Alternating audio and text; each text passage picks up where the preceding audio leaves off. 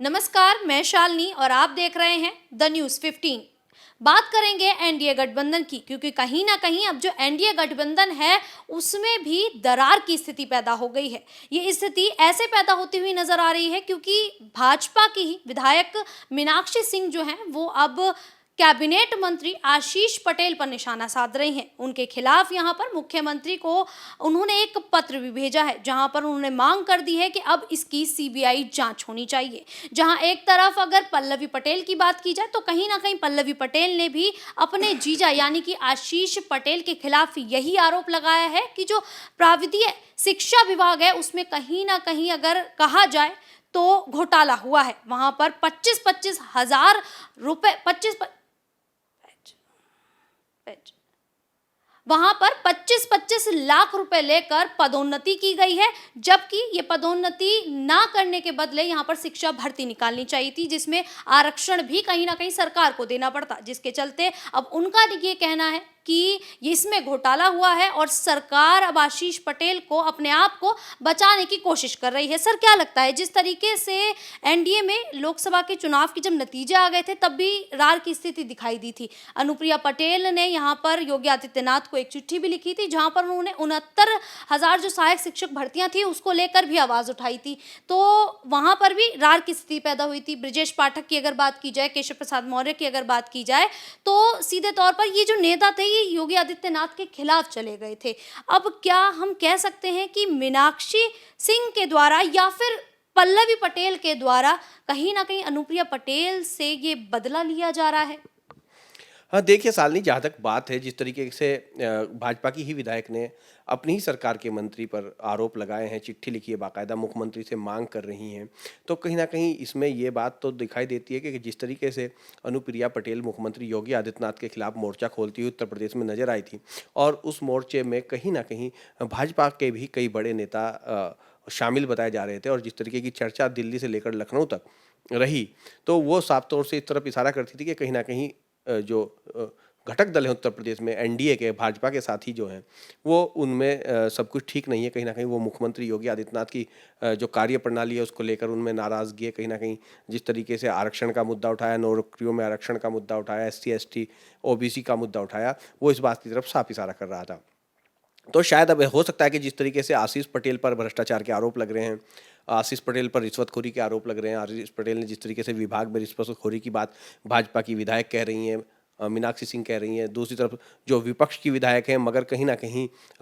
Samajwadi party से बगावत कर चुकी हैं, पल्लवी पटेल अपना दल कमेरावादी की है, लेकिन समाजवादी पार्टी के सिंबल पर चुनाव जीती थी सिराथू सीट से, और केशव प्रसाद मौर्य के खिलाफ चुनाव जीता था उन्होंने।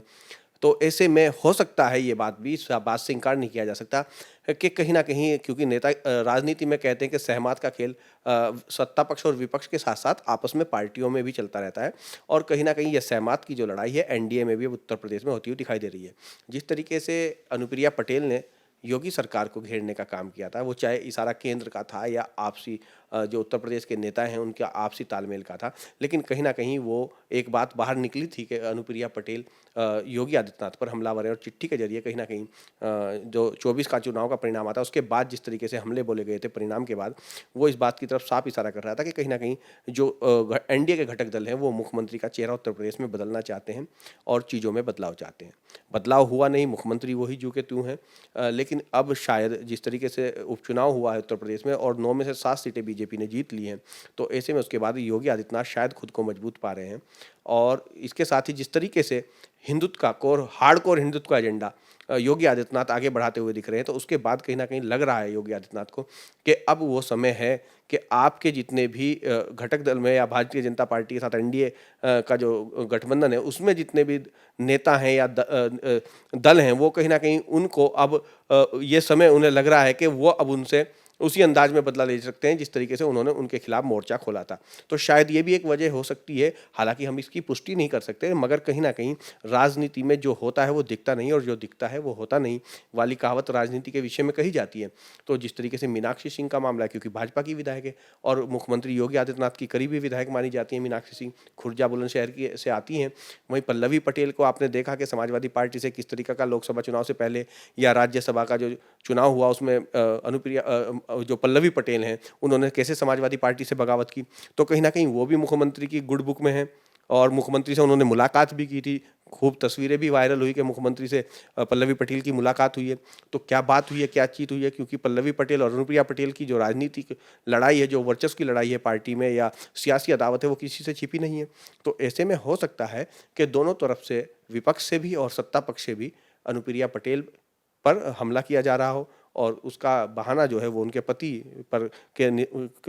मतलब बहाना पति और निशाना अनुप्रिया पटेल हो। तो ऐसा भी हो सकता है। और इसकी लेकिन सर आशीष पटेल कह रहे हैं कि अगर सीबीआई जांच भी होती है तो मुझे कोई दिक्कत नहीं है, सीबीआई जांच करा ली जाए। वहां पर वो ये भी कह देते हैं कि मैं अपने प्रधानमंत्री नरेंद्र मोदी को अपना नेता मानता हूं, अगर वो जो भी फैसला लेंगे तो मैं तुरंत इस्तीफा दे दूंगा, मुझे कोई दिक्कत नहीं है। तो इस तरीके के आरोप लगाना किस हद तक सही माने जा सकते हैं? देखो शालिनी, आपने जैसे सवाल किया, ये सवाल में बहुत कुछ छिपा है कि उन्होंने कहा है कि अगर प्रधानमंत्री, क्योंकि वो कैबिनेट, किसकी कैबिनेट के मंत्री हैं? योगी आदित्यनाथ की। मुख्यमंत्री कौन है उत्तर प्रदेश में? योगी आदित्यनाथ। प्रधानमंत्री की कैबिनेट के नहीं है वो, योगी आदित्यनाथ की कैबिनेट के हैं। और वो प्रधानमंत्री का जिक्र कर रहे हैं। अगर उनकी पत्नी कहती, जो केंद्र सरकार में मंत्री हैं अनुप्रिया पटेल, के मैं इस्तीफा दे दूंगी और प्रधानमंत्री अगर कहें, क्योंकि वो प्रधानमंत्री की कैबिनेट में। लेकिन उन्होंने ये नहीं कहा कि अगर मुख्यमंत्री कहेंगे तो मैं इस्तीफा दे दूंगा और जांच के लिए तैयार है, उन्होंने प्रधानमंत्री का नाम लिया। और इतना ही नहीं कहा, उन्होंने ये भी कहा अपने बयान में, जो उन्होंने अपने बचाव में, अपने पक्ष में जो बयान दिया है,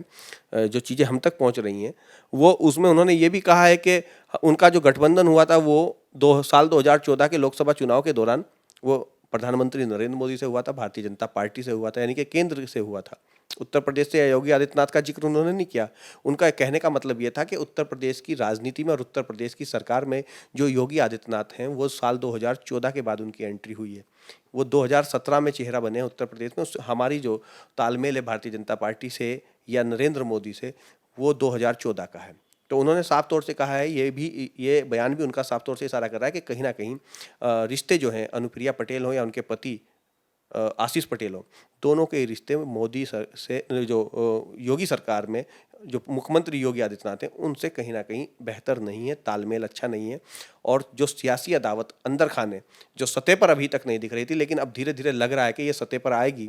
जिस तरीके से आरोप प्रत्यारोप का दौर चल रहा है, तो कहीं ना कहीं सियासी अदावत योगी जी की भी अनुप्रिया पटेल से है और अनुप्रिया पटेल की योगी जी से है। ऐसी तमाम खबरें, ऐसी तमाम चर्चाएं पूर्व में भी सुनाई दी, और अब आशीष पटेल के बहाने जिस तरीके की हमला दोनों तरफ से हो रहा है कि सत्ता पक्ष भी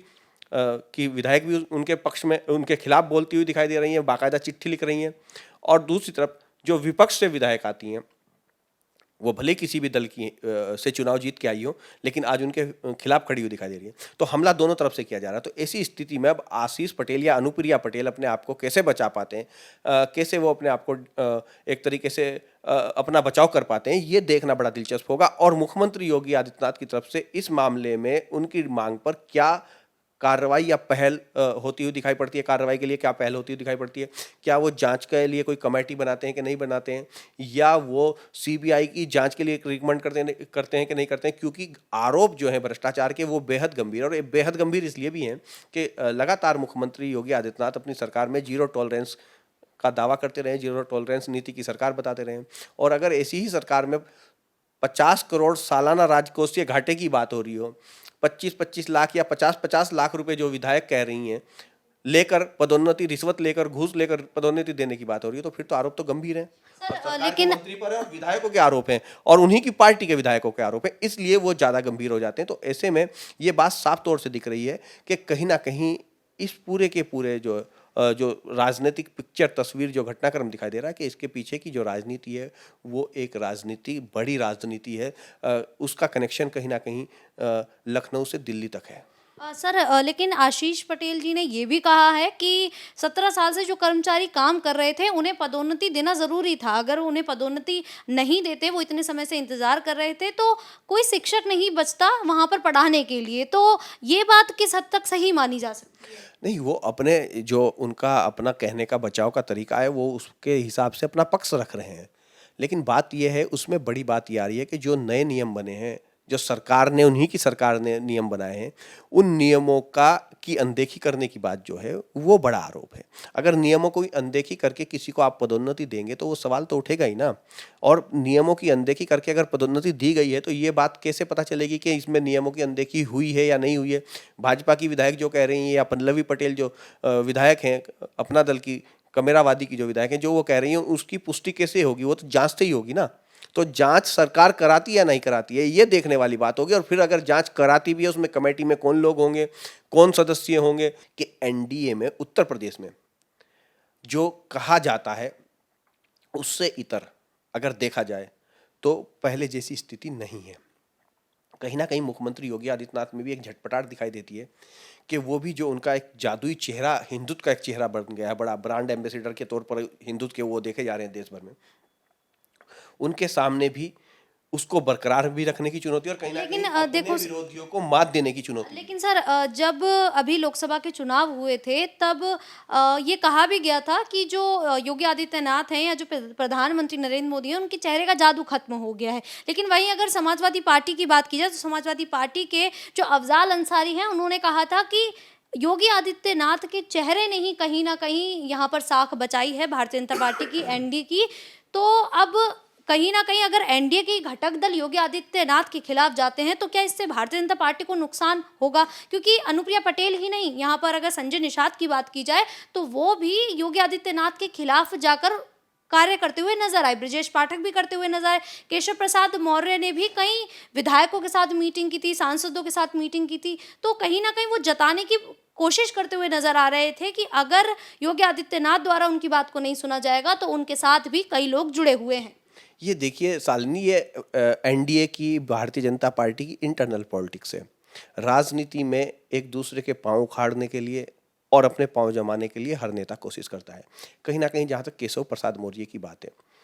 साल 2017 में जब भारतीय जनता पार्टी की सरकार उत्तर प्रदेश में 14 साल के वनवास के बाद आई थी, उस समय केशव प्रसाद मौर्य भारतीय जनता पार्टी का उत्तर प्रदेश में चेहरा थे, प्रदेश के अध्यक्ष भी थे और उन्होंने पूरे प्रदेश में मेहनत भी की थी। उनको लगता था, ओबीसी चेहरा भी थे, मौर्य जाति से आते हैं, ओबीसी वर्ग से आते हैं, तो उनको लगता था कि मुख्यमंत्री का जो है वो उन्हीं को बनाया जाएगा। लेकिन ऐसा नहीं हुआ। कहीं ना कहीं योगी आदित्यनाथ ने अपने असर का, अपने संबंधों का या अपनी ताकत का इस्तेमाल करके वो उत्तर प्रदेश की गद्दी को कब्जाने में कामयाब हो गए और गच्चा खा गए केशव प्रसाद मौर्य।